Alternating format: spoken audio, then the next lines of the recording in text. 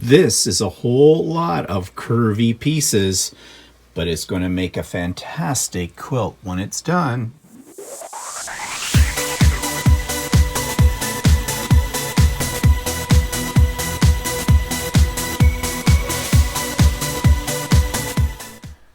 Good morning, everybody. It's Stephen here for Bland Designs, and this is my weekly vlog for September the 23rd, 1919. Whoa, going in the past. 2019. Yes, it's 2019.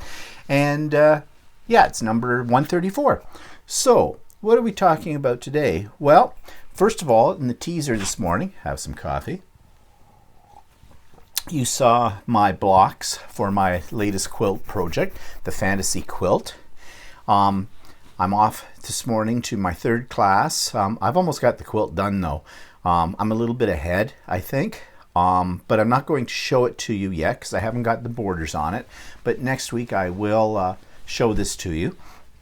And yeah, it's a tricky quilt in terms that you're having to sew circles or at least curves. And I think I've mastered that now. And at first when I was starting to put the blocks together, things weren't lining up properly. But I kind of figured that out too, and so it's coming together quite nicely. And yeah, so I learned how to do curves. I'm looking down because there is a little, there isn't any more, fruit fly. You having trouble with fruit flies? We are. Yeah, so I learned how to do curves and it's coming out quite nice, I think. So I'm debating whether or not I'm going to give this one away. I might give it to my niece for Christmas. I'm thinking about it because I think it's in the colors that she likes. It's blues and purples and things like that. And I think she told me she liked those color combination. And it's a fairly good sized quilt. So I'll see. I'll see when I get it done. Okay, so that's all I've been working on in the past week. Oh, no, I was working on another Halloween banner. And I kind of like making those. But I had to use my embroidery machine, of course, for that. And my embroidery machine right now is in the shop. I'm having it looked at. I'm having it all cleaned up and prepped up. At the end of November, I go to a retreat, so I want to make sure everything is working fine. And when you invest the kind of money I invested in this machine, you do want to keep it in tip-top shape. It's not that it's broken. I think it was more user error than anything. But my bobbin casing was popping up, pulling out, breaking my needle, making terrible noises when it did this because it would basically shut down the machine because it jammed it. And I think it might have been the way I threaded it. I wasn't careful enough and I missed one little spot, I think, and that's what caused the tension to go off. And well, anyways, I'm having it looked at, and if anything needs to be fixed on, anything needs to be adjusted, then I'm having them do that. So I feel a little lost without my main sewing machine. Luckily, I have my little sewing machine that I take to classes with me, and it works fine. So I can carry on with my projects with it. Okay, so that takes us to the YouTube channel of the week, which, yes, I'm sorry, again, it's about quilting. What can I say? This YouTube channel is called Laundry Basket Quilts, and this is by a lady who, by her accent, I think she might have a Dutch background. I'm not sure if she's located somewhere in Europe or if she's actually located in the United States, but whatever, she does give a sort of European spin on quilt design and quilt making.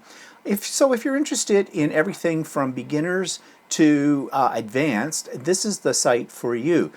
She does focus though on very simple but elegant looking quilts, and she uses some very nice fabrics. Many times she seems to use a lot of the Andover fabrics, which is a very nice line.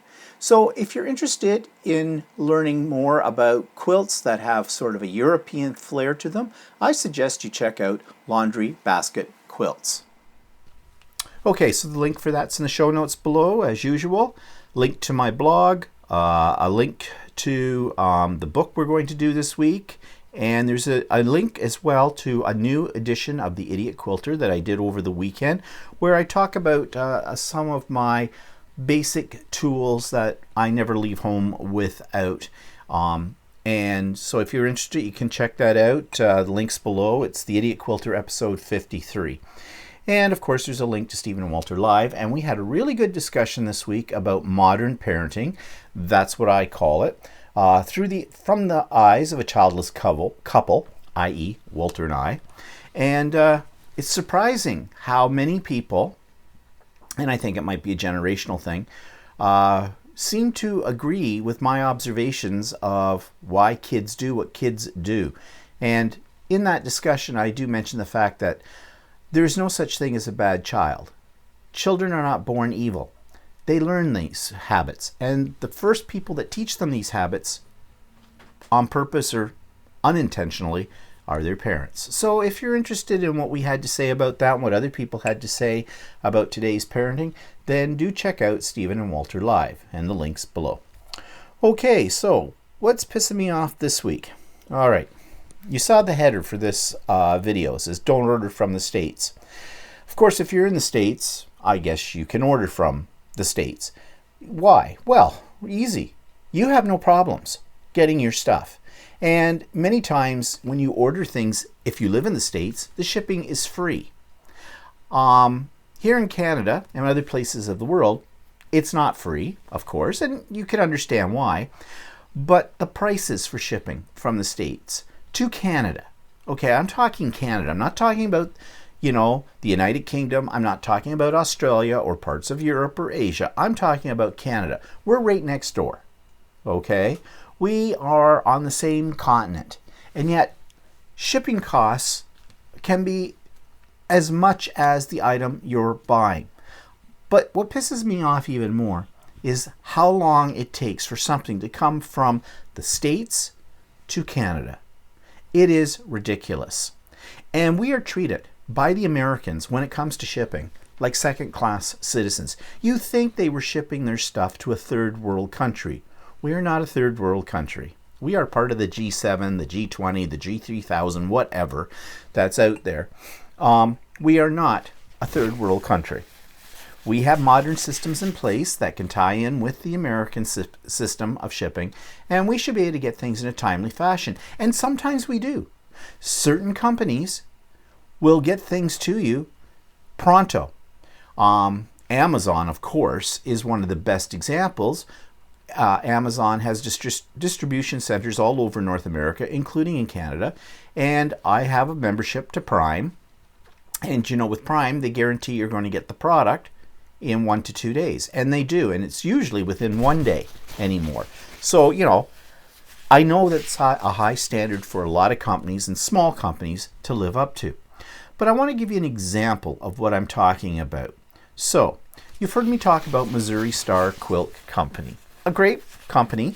They're in Missouri, of course. I think it's Hamilton, Missouri. So, Midwestern, Southern United States, somewhere and around there. I would love to go there one day because apparently they pretty much own the whole town, and it's just filled with stores of quilting supplies, and all the different buildings are on themes and things like that. Bus trips go there all the time. It's someplace on my list of things to do that I would love to do someday. And I watch their YouTube videos all the time, and they're great. But here's what's not so great. Ordering from them if you live in Canada. Okay, first of all, in the States, of course, I think it's free shipping.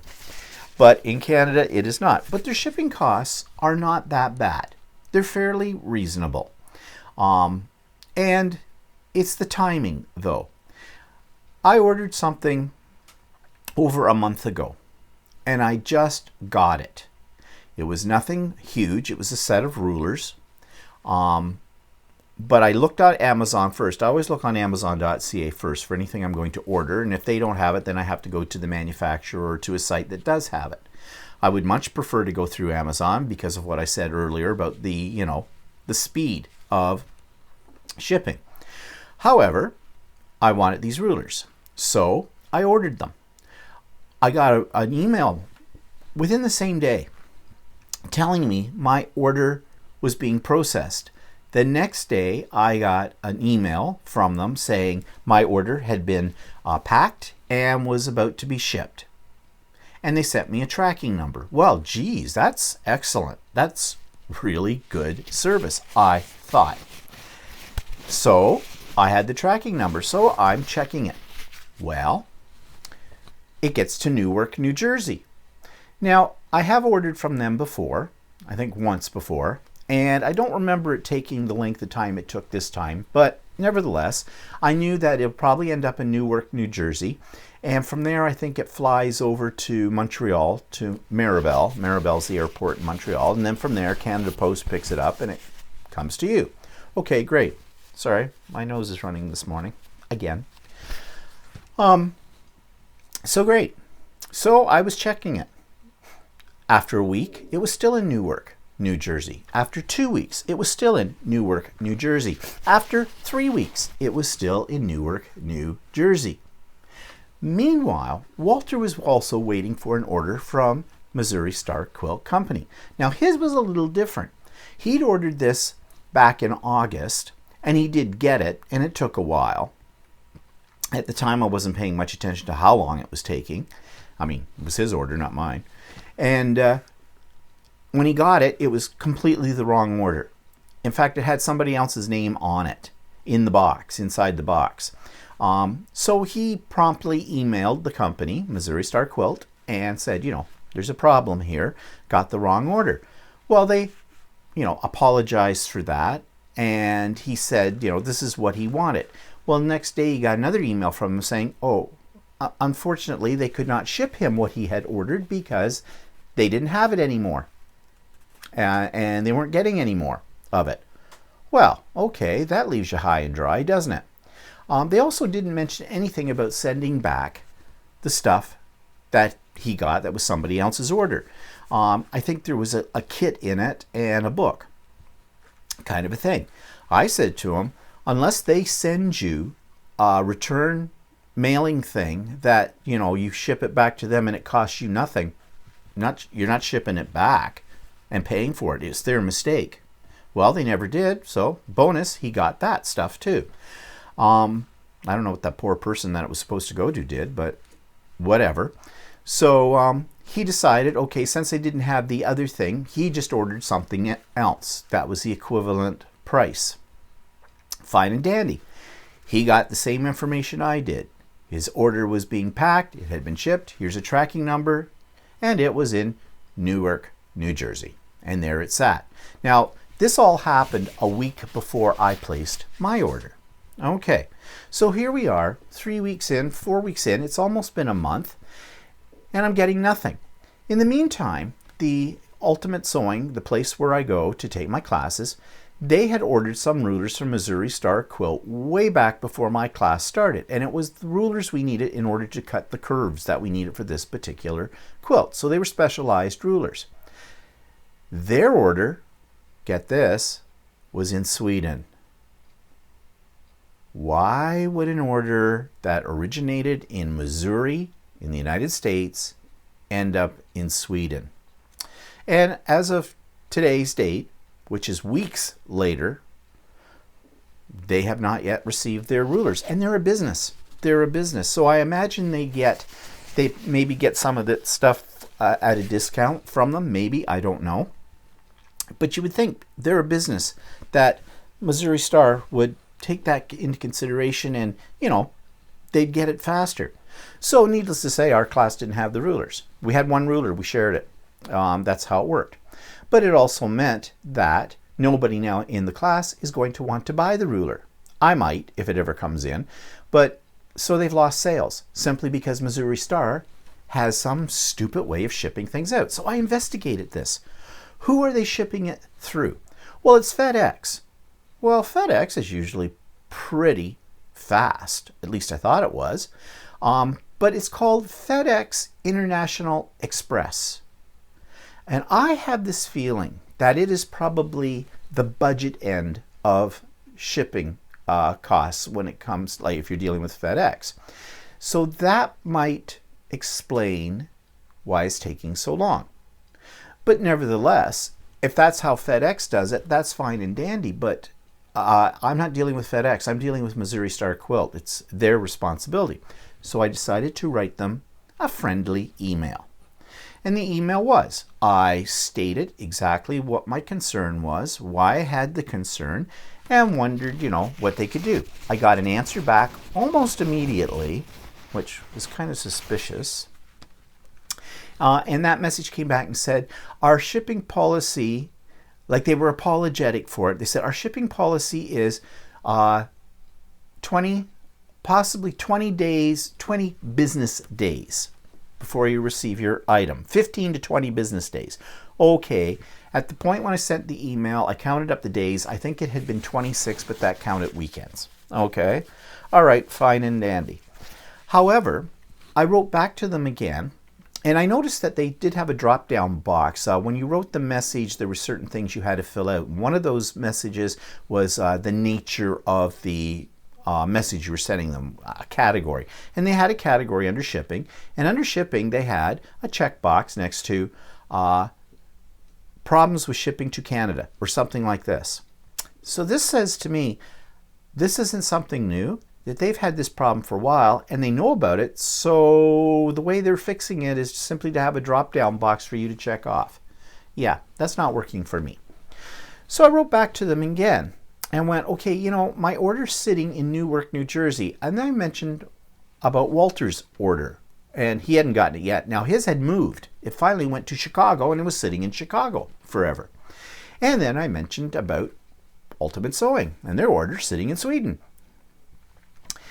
The answer I got back from them, and again, they were very prompt in their reply and very nice in their reply. They're saying, yes, they were looking into improving their shipping, making it only about 7 days to Canada. Well, I wrote back and said, well, that would be great. And I did say to them, I enjoyed the videos. Their products are always of high quality and I think are reasonably priced, and even the price of shipping is not bad. I told them all those things. I didn't just natter on and bitch and bitch and bitch and bitch. I told them the things I do like about them, but that this other thing is an annoyance, to say the least. And I explained it all out. And then somebody in the meantime, as a response to last week's vlog when I talked about this, sent me a message saying that they had the same problem, except they lived in the States, which is even more ludicrous. I think they lived in Minnesota or something like that, and their order went to California and stayed there, and they were told 5 to 7 days to get it. They didn't get it for 2.5 weeks, and this is in the States. So there's a problem. Missouri Star Quilt Company has a problem. And the reason I tell you about this is because I'm putting out a warning to Canadians, okay? Mostly Canadians. I'm not sure what shipping is like to other parts of the world when you order something from the States. If you can avoid ordering products from the States, if you can find a Canadian distributor, even if it costs a little bit more, order from the Canadian distributor. I think you'll have less hassle. Yeah, they may ship by something like FedEx, UPS, something like that. But it's in the country at least. And I think this is kind of a microcosm of a bigger macrocosm, basically. And that is the way the United States treats all the other countries in the world. They are number one in their mind. They are legends in their own mind. And they treat every other country in the world as if we were living out in the backwoods, like we were a third world country. They have businesses in the States have absolutely no idea how businesses work in other parts of the world. And it's not because there's a lack of information about how other places operate. It's simply that American businesses don't care. Want another example of something like that? Now I'm getting at a little digression. But I live in Oshawa, Ontario. And Oshawa, Ontario is famous for the fact that it had a GM plant, car manufacturing plant here for many, many years, major employer in the area. GM is pulling out from Oshawa. And there's all kinds of satellite companies that depend upon GM. They make like windshields or parts for cars or whatever, and it's going to hurt all of them. And they don't care. Our government bailed them out a few years ago. Now, I don't want to get into the whole discussion about that because I'm oversimplifying it. But it's just an example of how the Americans have a very isolated attitude towards the rest of the world. I think it's all tied up with their whole concept of the Monroe Doctrine and Manifest Destiny and things like that, which I did learn about in history in university when I took some American history. And don't ask me to explain those things to you now because basically I have forgotten what they're all about. But a lot of it is that, you know, the only country in the world that really counts is the United States, and the hell with everybody else. They'll take our money, but that's about it. You know, when it comes to service and everything like that, no. And I think that's really sad, and I think that's going to screw the Americans or American businesses up, because we are basically now, in the 21st century, a global economy. We're moving towards a global economy. I mean, look at the EU kind of thing, even with the United Kingdom moving out of, with Brexit and the whole bit. The fact is, things are becoming much more united in the world when it comes to economics. What happens in China affects us in Canada, it affects the United States. What happens in the United States affects the world and the economy and the whole bit. Trump opens his mouth or tweets, it affects the economy. So, you know, I think these businesses need to have a more global outlook. And I think they need to also treat their customers much better. And it could start with their shipping. Nothing annoys me any more than when I want to get something, I can only get it in the States, and it says free shipping to the continental USA.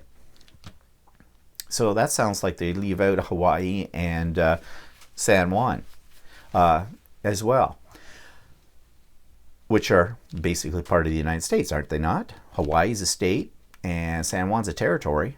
Well, don't even go on about San Juan because we know how the Americans have treated San Juan. But anyways, or Puerto Rico, I mean. When I say San Juan, I mean Puerto Rico. But you know, like, what is it with them? It just doesn't make good business sense. But anyways, that's what's pissing me off. And I think basically what's pissing me off is another example of how Americans, at least in terms of businesses, treat the rest of us in the world. We are dirt because we're not part of the United States. Simple as that. Okay, bring on the comments from the Americans. I know what you're going to say. Sorry. I'm not going to pretend I like you. Sorry, I'm not. I'm not going to pretend that I like you. As a country, as individuals, I'm sure you're lovely people. You're just like everybody else. But unfortunately, you're saddled with the reputation of your country. Okay, moving on. So I already talked about the rulers from Missouri Star Quilt. They're just specialty rulers, and that's the only thing new I bought this week. So I guess we can move on to the book review. And the book review, another one from my stash, Special Effects Scrapbooking. Okay, had this one for quite a while, back in my scrapbooking days. It's a nice book, nice glossy. It is by Jill Miller. It says Creative Techniques for Scrapbookers at All Levels. And yeah, it shows you how to do special effects. How to make your, I'm trying to get the glare off here. How to, you know, mount your pictures, your journaling, to make your pages attractive. Now, even though this is about scrapbooking, this has tips and techniques and things that I'm sure you can use in your card making, you can use in mixed media, in art journaling, all the same. So it's not a dead end book. With a little bit of imagination, I'm sure ideas that are in here are transferable to other art forms. Now, when I bought this book, it cost me, and I'm looking to see, and I do, oh yeah, there it was. Well, the American price at the time was $19.95 US. Which at today's price, that would put it at about, in the exchange rate for Canada, in around $26, $27 or so for it. So I looked it up, and yes, you can get it on Amazon.ca. Now, someone mentioned to me, just as a little aside, Well, what about Amazon.com? I don't deal with Amazon.com. Sorry.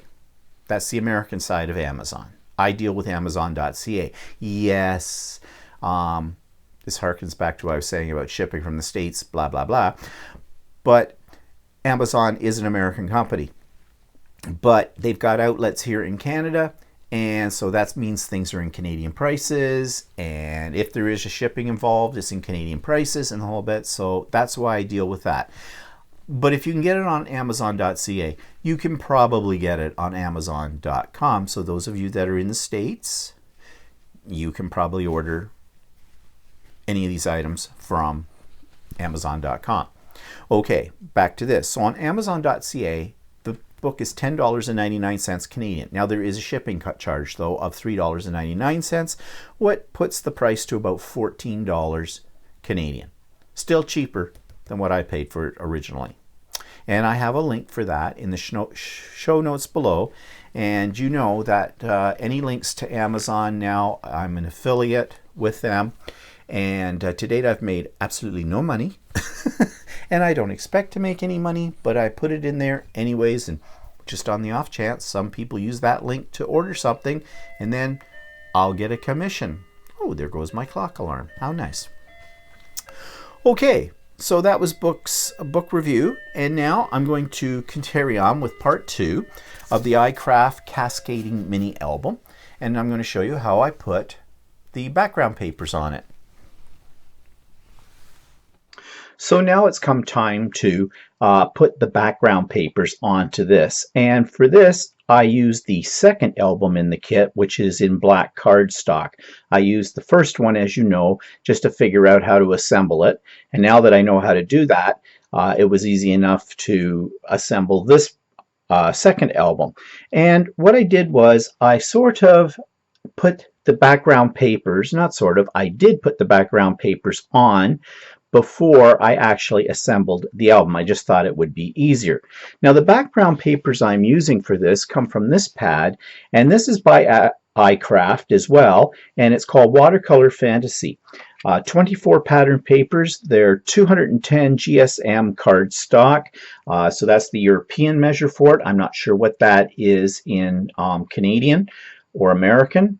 I think it might be like about 100 or 110 pound cardstock, but not absolutely sure. But it is a very thick cardstock, and it is not double-sided. Now I've used the papers in this, but just to show you some of the ones that were left over, you can see the one side is printed, the other side is blank.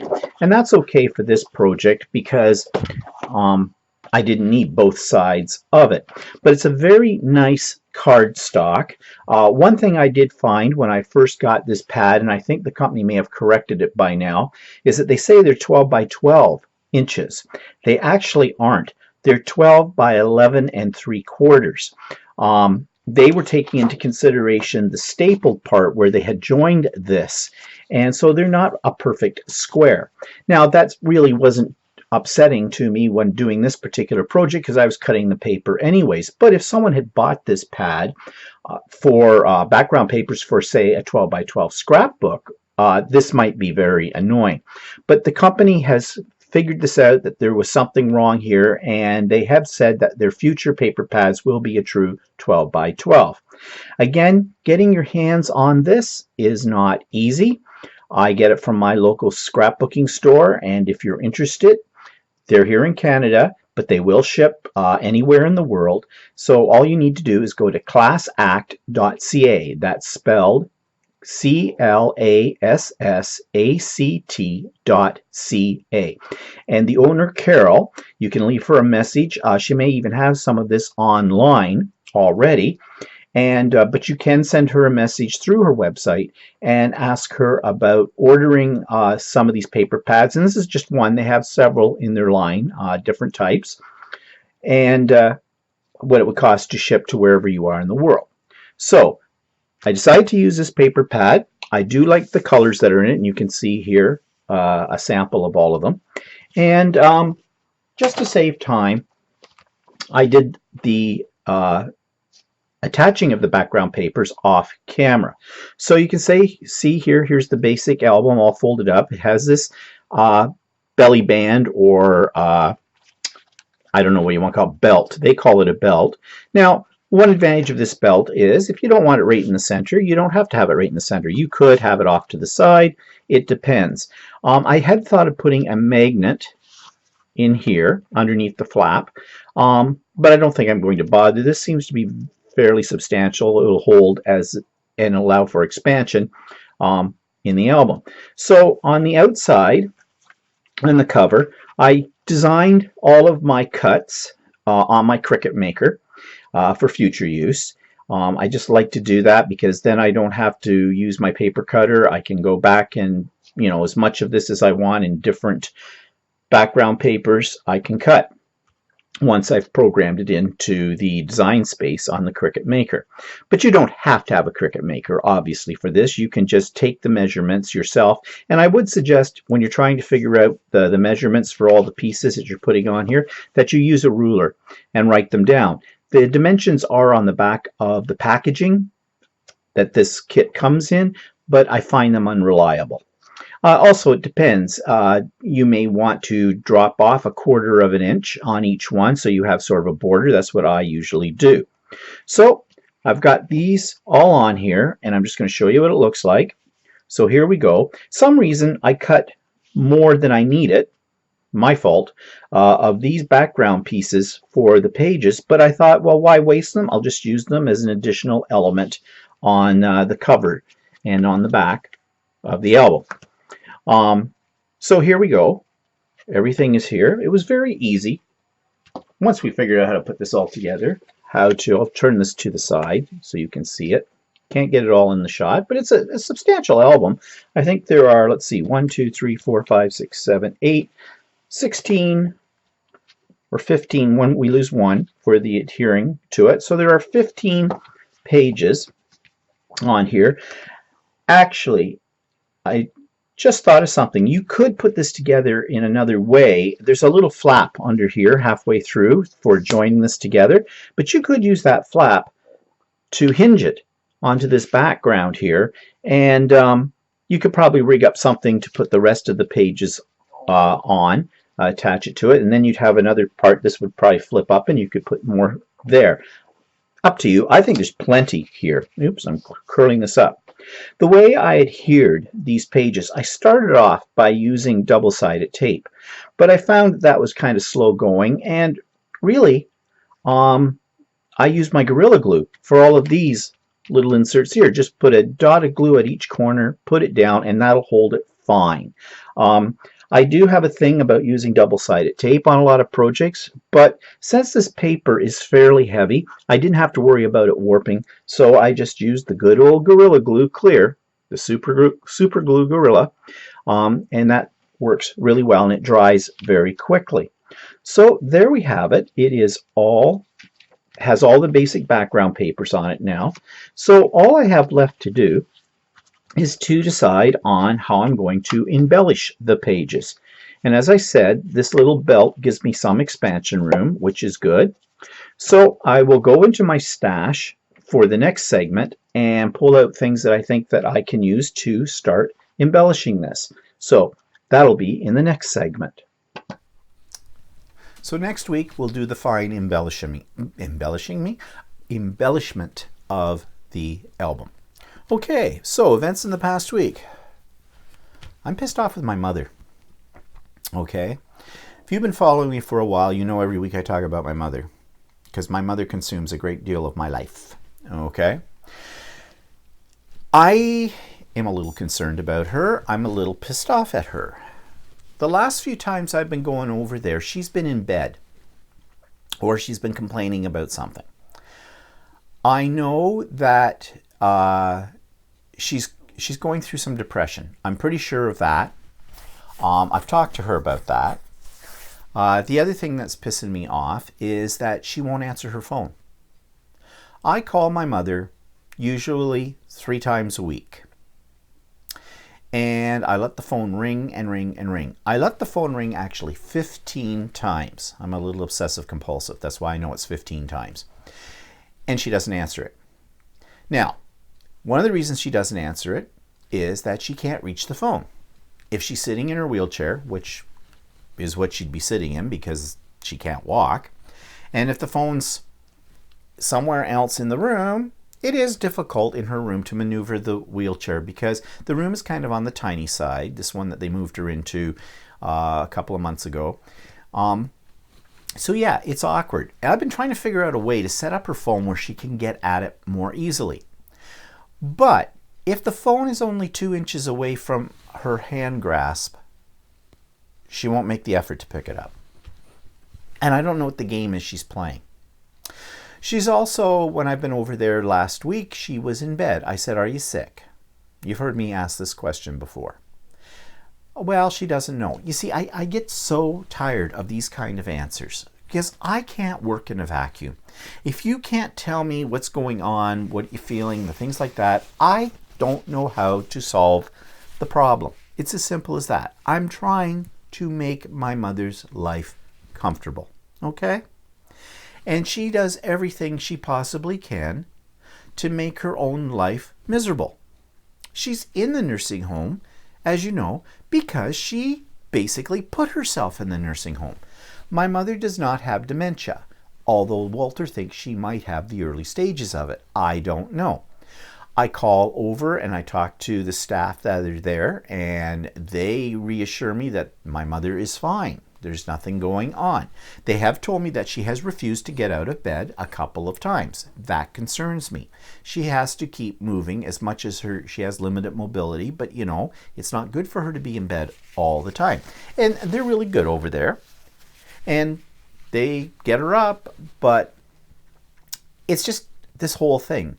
She's playing a game. Now, you're going to say, "Oh, don't, you can't. It's your mother." And I know there's going to be bleeding hearts out there that think I'm a cruel, horrible individual and I'm treating my mother completely unfairly. Well, think what you want to think. You don't know my mother. I do. I know her better than anybody else on the face of this planet. I've been with her for 62 years. I know my mother. And my mother is playing a game. But I am not going to jump all over her head and yell at her about this because that only makes things worse. But what I am going to do when I go over tomorrow to see her is I'm going to have a very serious conversation with her. It will be a one-sided conversation because I'm not going to get much out of her. I know it, but it's more for my sake than anything else. And I'm going to say to her, "Look, what is it that would make you happy?" I won't get an answer to that, but I'm going to ask. I'm also going to tell her that I'm going to set up an appointment with the nurse practitioner to examine her. She's not going to like that. But if this puts a little bit of energy into her to get her up and about, then I will do that.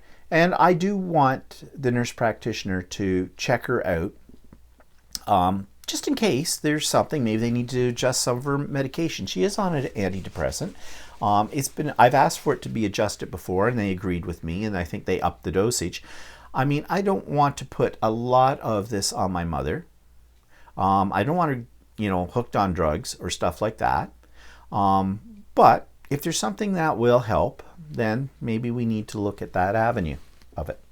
But nevertheless, I'm very, very frustrated right now, which leads to me feeling very pissed off. And I don't like having that kind of feeling. So anyways, that's the story about my mother this week. You lucky people, you get to hear me rant about my mother. Yeah.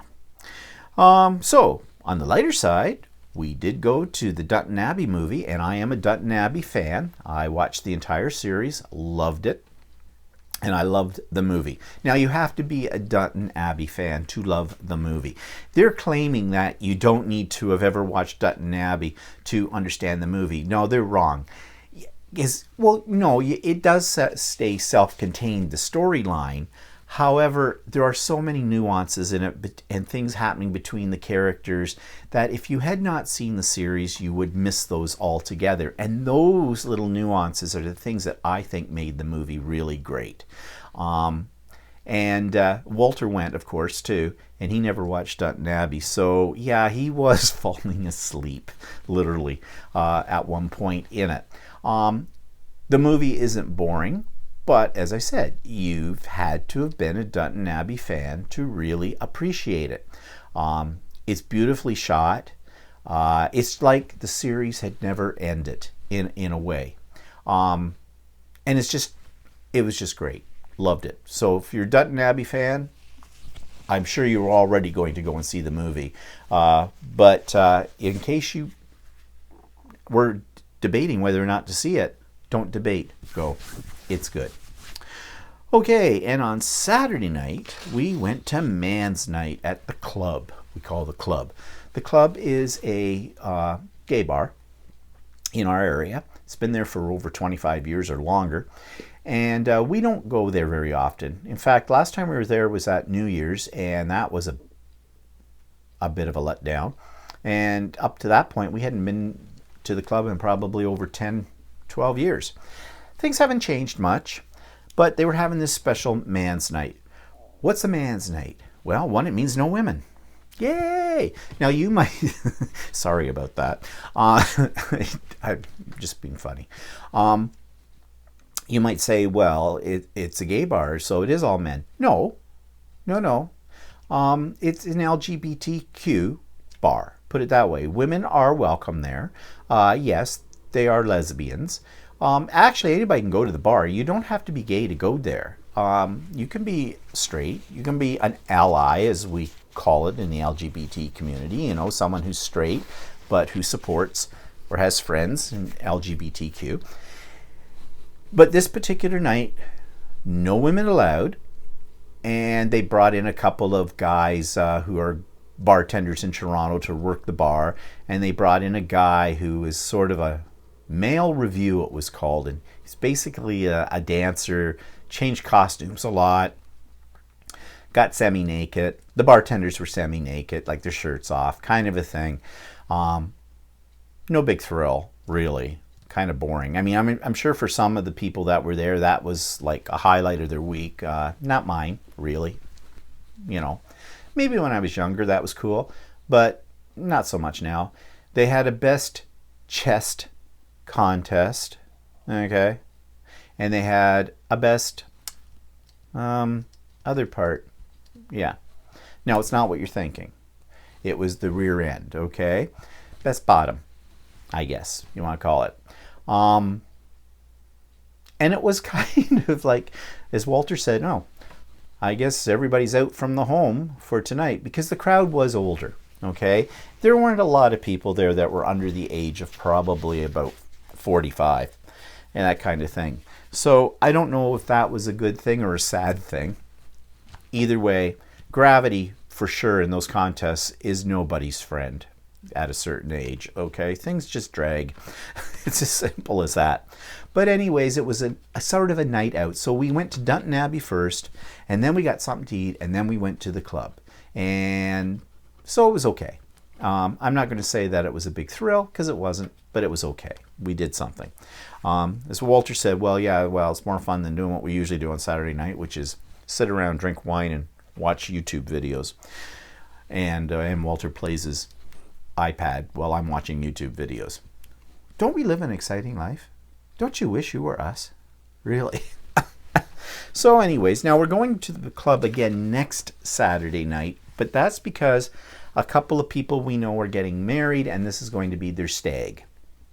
So we're going to that. Now, we're not invited to the wedding because these are not people these are more acquaintances than anything, but somebody said, do you want a ticket, and roped us in. And at the time we thought, okay, sounds like fun. And I'm not so sure how much fun that's going to be.